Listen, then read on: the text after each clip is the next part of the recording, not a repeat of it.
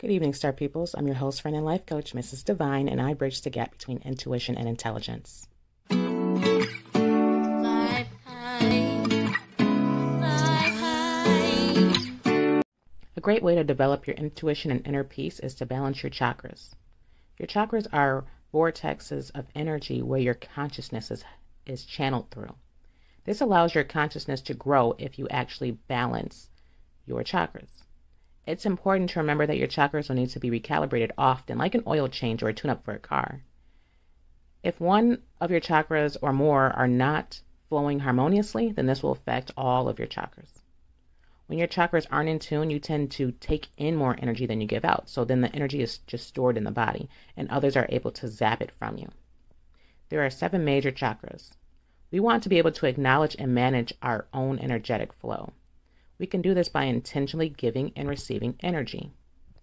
The more evolved a person is, the more energy that flows from out of them, and this affects the people around them and their world.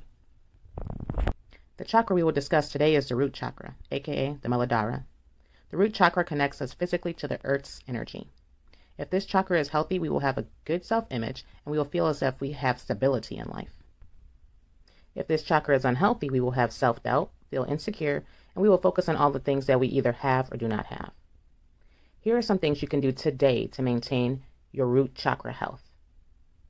Walk in nature, grounding, wear red, work out, practice your breathing with breath locks, interact with your pets, wear crystals, journal about those things that you have and are secure in, and how you would feel if you gain more security in those areas you would like to feel more secure in.